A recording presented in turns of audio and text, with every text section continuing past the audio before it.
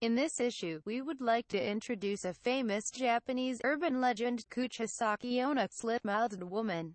What is an urban legend? An urban legend is a kind of oral tradition that seems to have spread in the modern or contemporary period. Slit-Mouthed woman. Outline. A young woman wearing a large mask asks a child on his way home from school, "Hey, am I beautiful?" When he replies beautiful, she takes off her mask and reveals her mouth.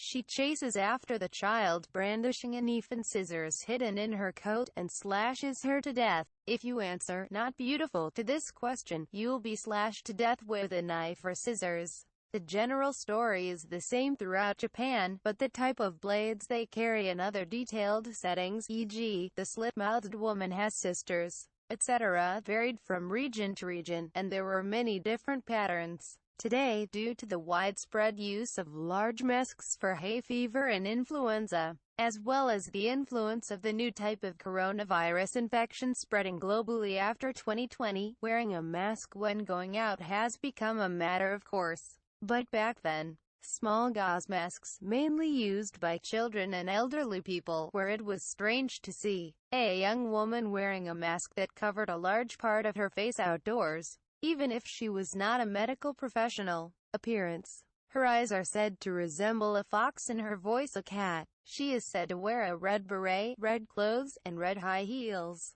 There are also many rumors about her clothing, such as that she wears bright red clothes that do not show blood, or bright white clothes that do show blood. He wears a red umbrella, which is said to allow him to fly. In some regions, they wear white coats and white boots. Dirty looking. They wear kimonos and sunglasses. They carry a comb. There are some changes such as, in the city, where they are more visible, they often carry shears, sickles, and scalpels which can be concealed. In the countryside, they prefer to carry knives, machetes, axes, and other deadly weapons with high killing power. Personality. Extremely brutal. Because of the above, they have absolute confidence in their own face or have a strong complex about it, and lose their temper when they are humiliated. In some regions, she is pleased when she is repeatedly called beautiful, tsundere. This characteristic is shared with a Japanese yokai called Wedonago, but the relationship between the two is unknown.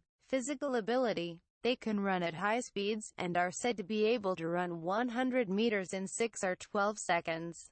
Floats in the air. Coping methods. The most famous way to deal with them is to chant pomade 3 times. The famous theory is that the reason for the slit-mouthed woman's slit mouth is a failed plastic surgery, and the doctor who performed the surgery set her hair with a large amount of pomade. The pomade was so traumatic for the slit-mouthed woman that when she chanted pomade, she recalled the surgery and became frightened. Besides, ignore her when she asks. She keeps saying in a sweet voice, "You look beautiful." In some cases, if you answer that, they will follow you close to home and kill you within a step of your house. The moment she takes off her mask, she puts wasabi in her mouth. If you offer them a tortoise shell, a favorite of the slit-mouthed woman, they will not misbehave. Or, it is said that she hates the candy and runs away. At that time, there were many elementary school students who put candy tortoise shell in their pockets because they heard this rumor. When they were shown your face, they would flinch if you said, "Is it normal?" so they would not attack you out of the blue.